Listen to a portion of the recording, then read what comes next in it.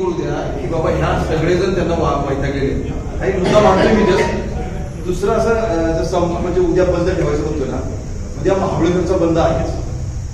माझं असं म्हणलं की आपण उद्या न ठेवता आपण परवा का ठेवू, सीझन साठी म्हणत नाही की डे बाय डे जाऊ द्या. उद्या महाबळेश्वर बंद, परवा पाचगणी बंद आणि वाईवाल्यांशी पण चर्चा चालू आहे, त्यांना मंगळवारी बंद ठेवा. काही बंद होते का, कधी मंगळवारी बंद होते, कोण कोण होते वाईचं ते अजून बघतात.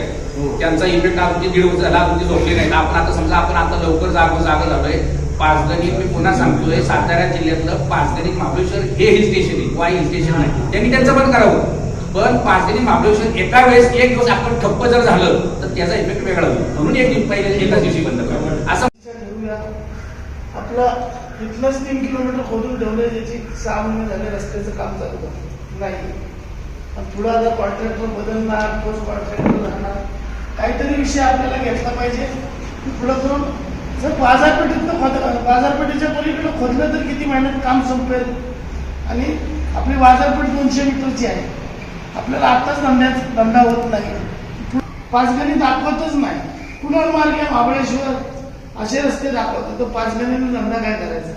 आपण आत्ताच ठरवलं पाहिजे की पुढचं काम कसं करतील. दिशा दिला तर करून द्या, नाहीतर मग पुढे आपली शासनाला आपला निर्णय करायला पाहिजे.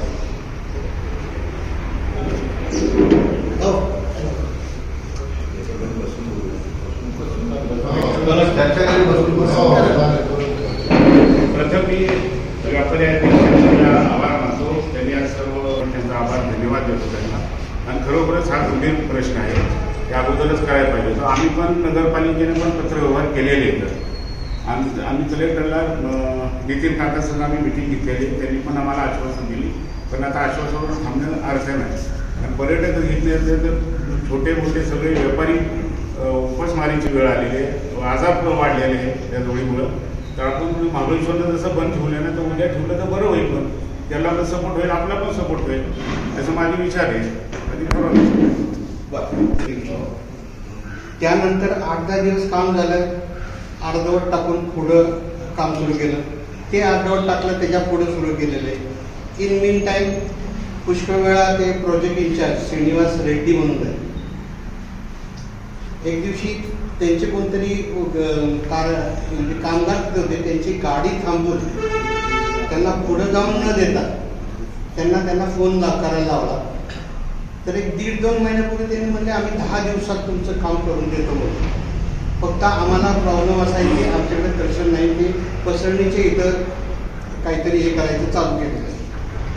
तर ते काय की प्रत्येक जर घरात जर सगळ्यांनी जा, माझं मी जर उदाहरण दिलं तर मला खोकला सुरू झालेला आहे, दमा सुरू झालेला आहे, आणि इथं पुरळ उठतात, इकडे खाजवलं जातं, लाल होतं, आणि अर्ध्या तासाने सगळं बंद येऊन जातं.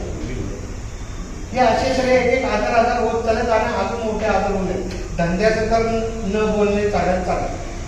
तर याच्यामध्ये नुसतं आपण असं म्हणतो की आपण समजा उद्या काय परवा एक दिवस आपल्याला पण ठेवावं लागलं. त्यांना पुढे कॉन्टॅक्ट केलेला आहे. आज काहीतरी करायला लागेल ना. आज काही नाही केलं तर काय होणार. आज माझ्या बोलण्याचा उद्देश तोच आहे की नुसतं एक दिवस बंद ठेवून काय फरक पडत नाही. आज सुरूरवाल्यांचं पण मिटिंग आहे. त्याच्या अगोदर त्यांचे जे ऑफिसर होते त्यांना इथे कॉल विचारलं तुम्ही कधी येणार, ते म्हणणार आम्ही सांगतो तुम्हाला. आपण असं सांगा की आम्ही बुधवारी बंद ठेवतो, आता मंगळवारी बंद ठेवतो, तुम्ही आम्हाला इथं पाहिजे, तर कुठेतरी अडचण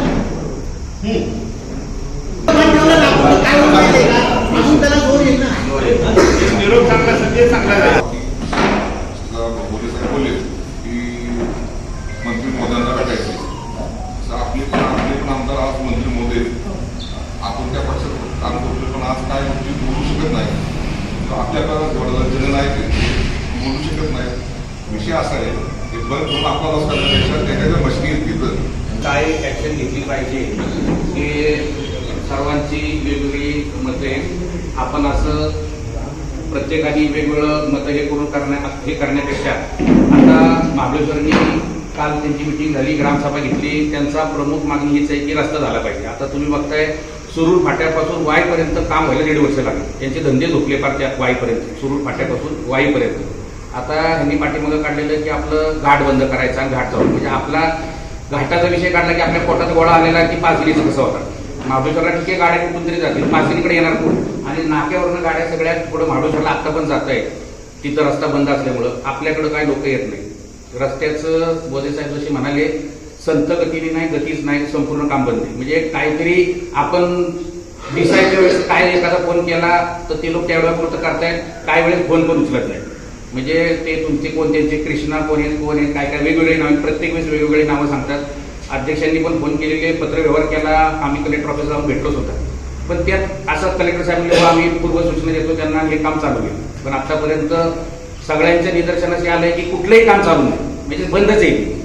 यात्रेच्या वेळेस मिळून बाईंनी फोन केला, मी फोन केला, वाचवायचा का रस्ता वाचवायचा हाच त्याला कळत नाही.